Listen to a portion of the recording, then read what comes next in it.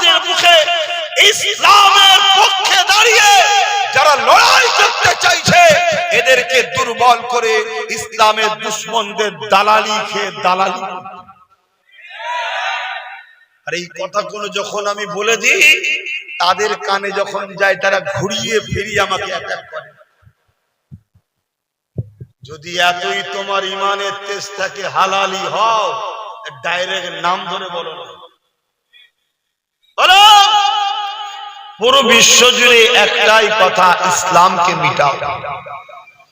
America ইসলামের পিছনে, France ইসলামের পিছনে, ব্রিটেন ইসলামের পিছনে, তাম পৃথিবী জুড়ে সবাই ইসলামকে টার্গেট করেছে।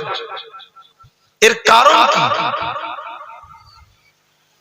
এর কারণ হচ্ছে ইসলাম এমন একটা আলো, এমন একটা পথ, এমন একটা রোশনি যাতে যুগে যুগে মানব রূপী যারা শয়তান, যারা ক্ষমতার জোরে মানুষের প্রভু হতে চেয়েছে, যারা ক্ষমতার জোরে মানুষকে শোষণ করেছে, যারা ক্ষমতার জোরে মানুষের বেটিদেরকে ভোগ করেছে, যারা ক্ষমতার জোরে গরিব মানুষদেরকে কৃতদাস দাসী বানিয়েছে, তারা আজকে তাদের উত্তরসূরি যারা আছে তারা এই ইসলামকে ভয় করছে। কারণ ইসলামের আলোতে মানুষের চোখ খুলে যায়, জালিমদের ভয় হয়। তাই ইসলাম ও কোরআন, রাসূল ও আল্লাহর দ্বীনকে মিটাবার চেষ্টা যুগে যুগে করেছে, আজও পুরো বিশ্ব জুড়ে চলছে।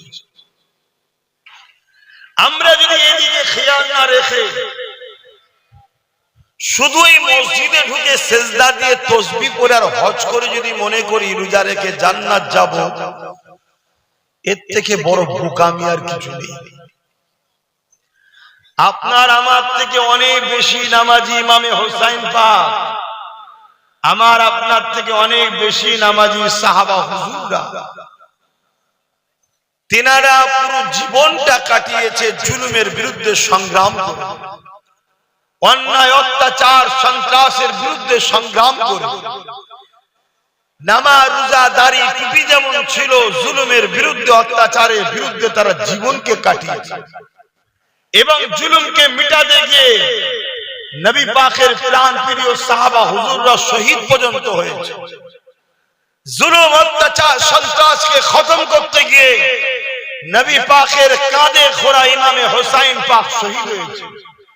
আজ তুমি আমি যদি মনে করি বড় হাজী হয়ে, নামাজি হয়ে, মুফতি মৌলানা পীর পীরজাদা দাবি করে মসজিদে গিয়ে নামাজ পড়ে তাসবিহ টেনে জান্নাতে চলে যাব, এটা থেকে বড় মূর্খমি আর কিছু হতে পারে না। ভালোবাসা শুধু দিবার নাম নয়, ভালোবাসা ডিফেন্সের নাম।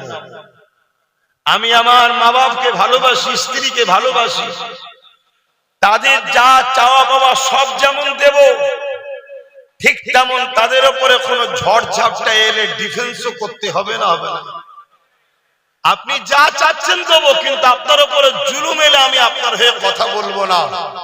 এটা কি ভালোবাসা না ছলনা?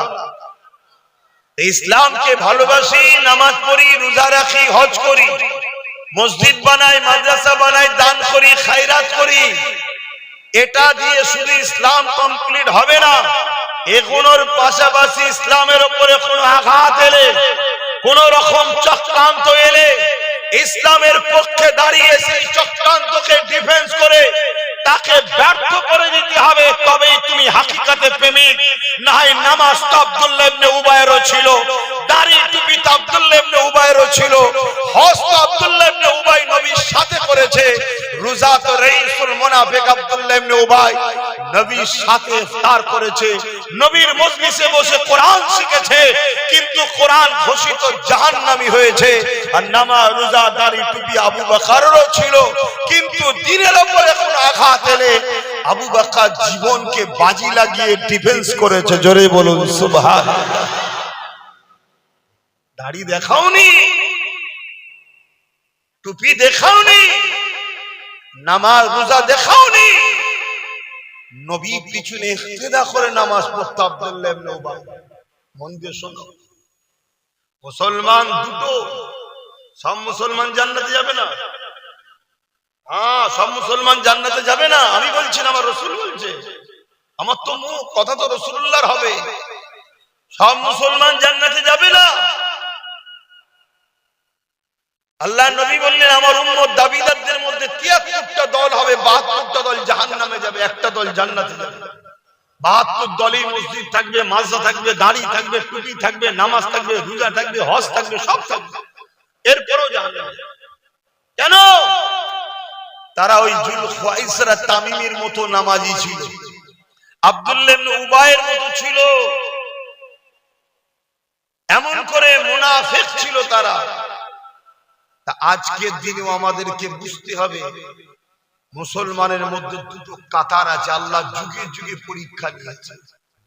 কখনো কখনো আল্লাহ পাক ফেরাউন পাঠিয়ে, কখনো নমরুদকে পাঠিয়ে, কখনো এজিদকে পাঠিয়ে, কখনো চেঙ্গিস খান হালাকু খানকে পাঠিয়ে, কখনো হতভাগা আকবরকে পাঠিয়ে, কখনো ভারতের মুসলমানের সামনে ব্রিটিশকে পাঠিয়ে আল্লাহ পাক আমাদের ঈমানকে পরীক্ষা নিচ্ছে, আজও নিচ্ছে। নেবে না? নেবে না? একটু বুঝে বুঝে পা ফেলবে। নামাজ ফরজ ব্যক্তি জীবনের জন্য, রোজা ফরজ ব্যক্তি জীবনের জন্য, হজ ফরজ মালদার ব্যক্তি জীবনের জন্য। আমি নামাজ পড়লে সমাজের কি লাভ? কথা আজকে বুঝুন। আগে হজ অনেক হয়, বড় বড় মৌলভী সাহেব পীর সাহেবরা দালাল হয়ে আছে, দালাল। শুনছেন তো নাকি? আমরা গরু হাটে যাই, অনেক দালাল দেখি, সবজি বাজারে অনেক দালাল দেখি। এ দালালের থেকেও জঘন্য দালাল যারা দ্বীনকে বিক্রি করে দালালি খায়। ঠিক না বেঠে? অতএব দ্বীনকে বুঝুন, নাই আপনার মূল্যবান ঈমানকে কেড়ে নিয়ে চলে যাবে। আপনার মূল্যবান ঈমানকে কেড়ে নিয়ে চলে যাবে।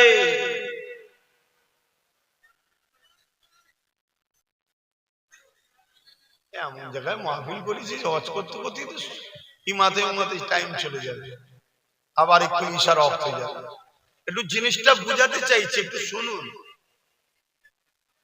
আল্লাহ নবীর হাতে হাত দিলেন আব্দুল্লাহ ইবনে উবাই, আল্লাহ নবীর হাতে হাত দিলেন সিদ্দিক আকবর। কি হলো?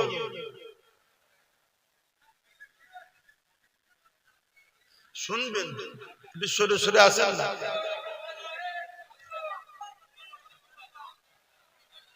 একটা রাস্তা করে দেন, এইদিকে চলে আসুন না,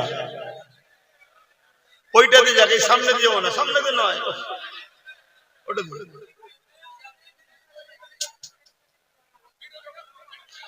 দরুদ শরীফ আল্লাহুম্মা সাল্লি আলা।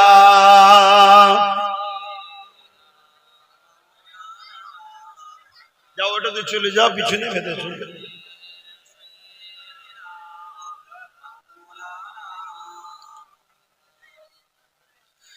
रातें भी मदीने की, बातें भी मदीने की।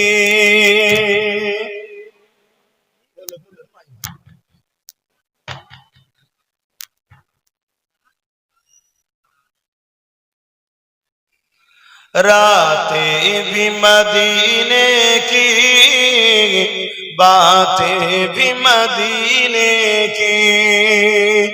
जीने में ये जीना है, क्या बात है जीने की।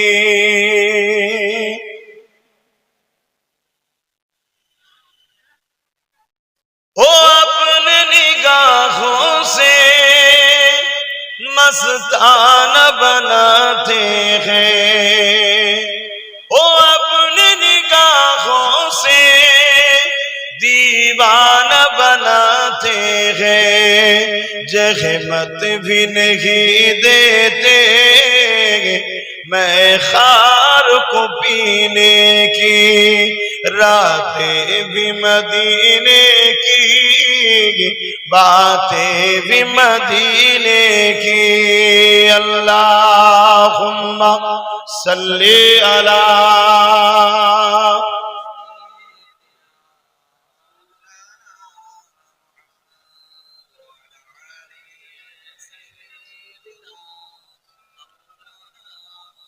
ভাইরা আমার মন দিয়ে কথাটা শোনেন।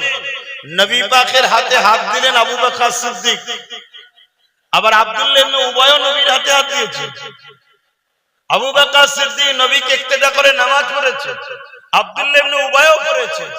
আবু বকর সিদ্দিক নবীর সাথে জিহাদে গেছে, আব্দুল্লাহ ইবনে উবাইও গেছে। আবু বকর সিদ্দিক নবীর সাথে হজ করেছে, আব্দুল্লাহ ইবনে উবাইও নবীর সাথে হজ করেছে। কিন্তু মনে রাখবেন, দুজনের মাথায় টুপি, দুজনের মুখেই দাড়ি, দুজনেই মুসলমান দাবিদার। কিন্তু আমার রাসূলুল্লাহ আব্দুল্লাহ ইবনে উবাইকে দুনিয়া থেকে জান্নাতের সার্টিফিকেট দিল যে আবু বকর জান্নাতি। জোরে বলুন সুবহানাল্লাহ।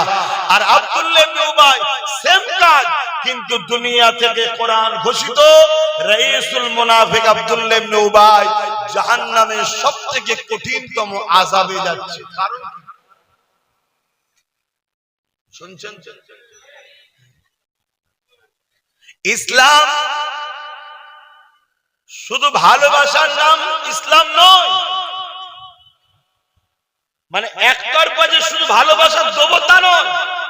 যেমন ভালোবাসার কাজটা করতে হবে, ইসলামের উপরে আঘাত এলে জান মাল দিয়ে সেটাকে ডিফেন্স করে ইসলামকে রুখতে হবে, ইসলামের ঝান্ডাকে তুলে ধরতে হবে, জালিমদেরকে রুখতে হবে, ইসলামের মুস্তাকদের রুখতে হবে।